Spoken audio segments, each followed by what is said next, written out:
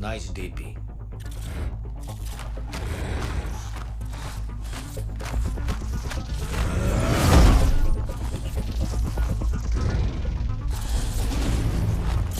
ये मेरे और मनुष्य के बीच की जंग है। तुम मानव नहीं हो, इसमें टांग मत अड़ाओ, भाग जाओ। भाग जाना मेरे सॉफ्टवेयर में नहीं, मनुष्य नहीं पर लोगों को बचाने के लिए मुझे जगाया गया। तुम्हें खत्म करना है प्राइमरी टास्क।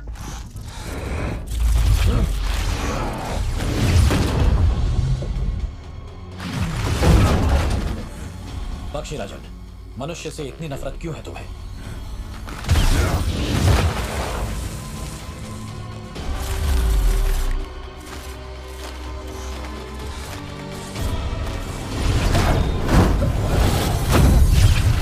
ये सब क्यों कर रहे हो? आखिर क्या चाहते हो?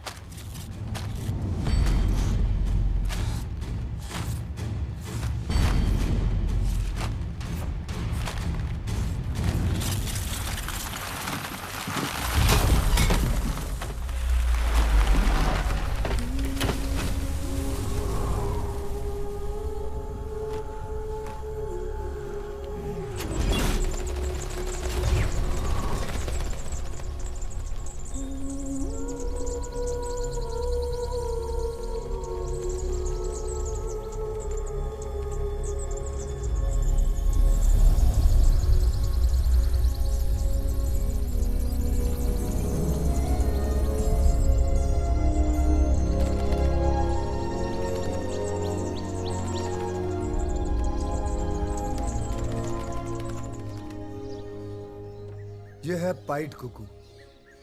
इसका बायोलॉजिकल नाम है जैकोबिन कुकू। कहते हैं कि मॉनसून नॉर्थ इंडिया में इस पक्षी के आने के बाद ही आते हैं। अगर ये नहीं आए तो उस साल बारिश नहीं होगी। क्यों? अब ये राज कोई नहीं जानता। पुराने इतिहास और शास्त्रों में इसे वर्षा पक्षी बुलाते हैं। तुम इस पर रिसर्च क्यों नहीं करते? Sure sir. Wow sir, cover page पर आपका फोटोग्राफ है। हाँ, कुछ 1 साल पहले आया था। सर, आपको पक्षियों में कैसे इंटरेस्ट आया? सच कहूं तो पक्षियों को मुझ में पहले दिलचस्पी हुई। जब पैदा हुआ तो सांस नहीं ले रहा था, बदन नीला पड़ गया। डॉक्टर्स ने जवाब दे दिया था, हमसे बच सकता था उतना, स्टिल बॉर्न। उसे नहीं बचा सके। फॉर्मेलिटीज बची है, डेथ सर्टिफिकेट बना कर ले जाओ।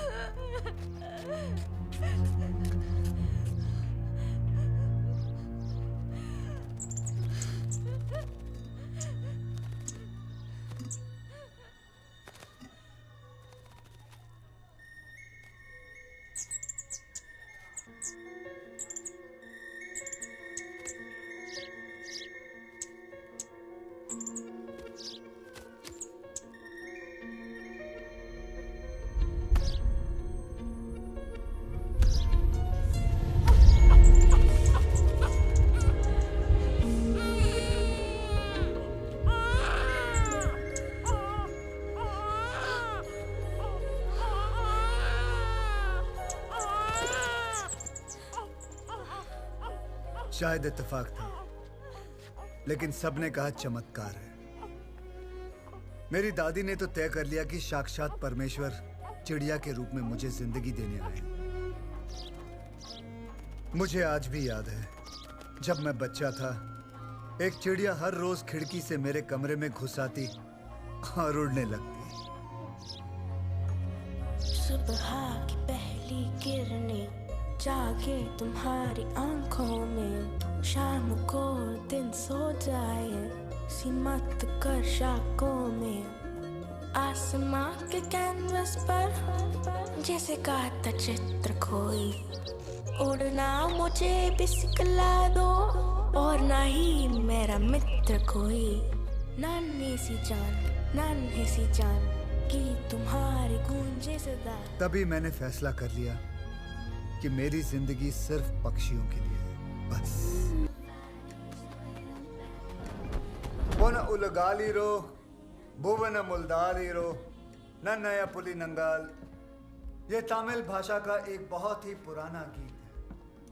अर्थात, ओ पंछी तू सारे जगत पे छाया है, यहां से लेकर स्वर्ग तक धरती और आकाश तुझसे भरे हुए हैं। दुनिया के सारे पक्षियों का वजन मनुष्य के वजन से 100 गुना ज्यादा होता है।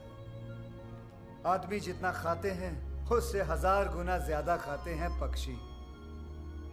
अगर वो कीड़े नहीं खाएंगे तो यहां एक पत्ता तक नहीं बचेगा। लोगों को खाना नहीं मिलेगा क्योंकि कीड़ों का आंकड़ा पक्षियों से 100 गुना ज्यादा होता है। अगर मनुष्य को जिंदा रहना है तो पक्षियों का जिंदा रहना बहुत जरूरी है। सर, हर साल वेदांत अंकल को आने वाले पक्षियों की गिनती कम हो रही है, ऐसा क्यों सर? पहले हर सुबह चिड़ियों की चहकने की आवाज से जगा करते थे, अब तो शहर से चिड़ियों का नामो निशान ही मिट गया है सर।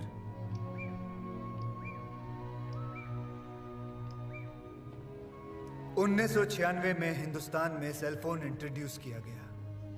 उसके बाद से ही पक्षियों की गिनती कम होती चली गई, खास करके चिड़िया की।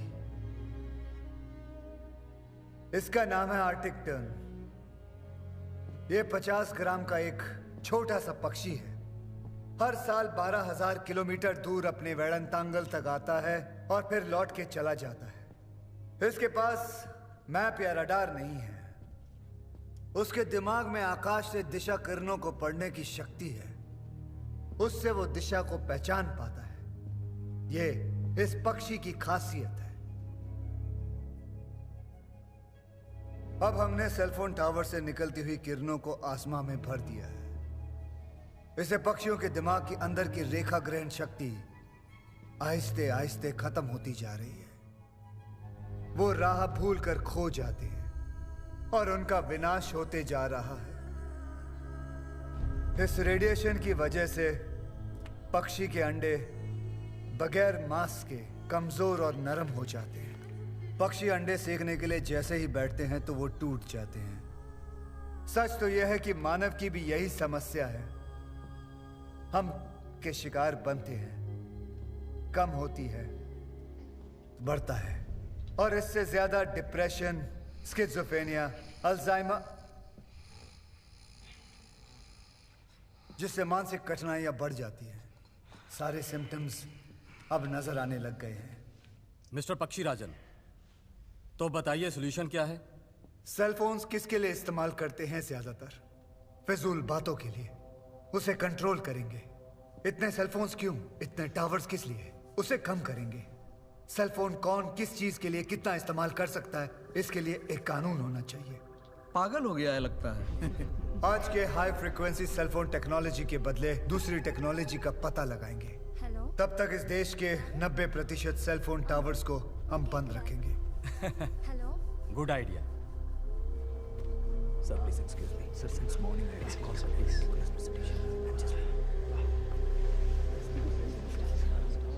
Save bird, save earth. Save bird, save earth.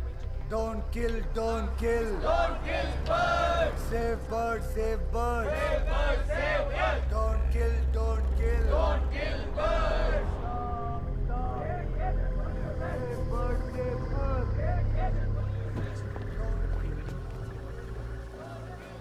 इन लोगों को और कोई काम नहीं है? सूरज उगते ही कुत्ते, बिल्ली, कौवे, चिड़ियों की वकालत करने के लिए मोर्चा खड़ा कर देते हैं। उनको भगाते क्यों नहीं?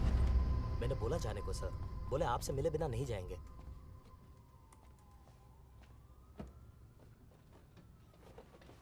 Tell me, what's your problem? Try permit का फ्रीक्वेंसी रेट क्या है? अब आपके टावर्स में फ्रीक्वेंसी रेट क्या चल रहा है? आसमान में उड़ने वाले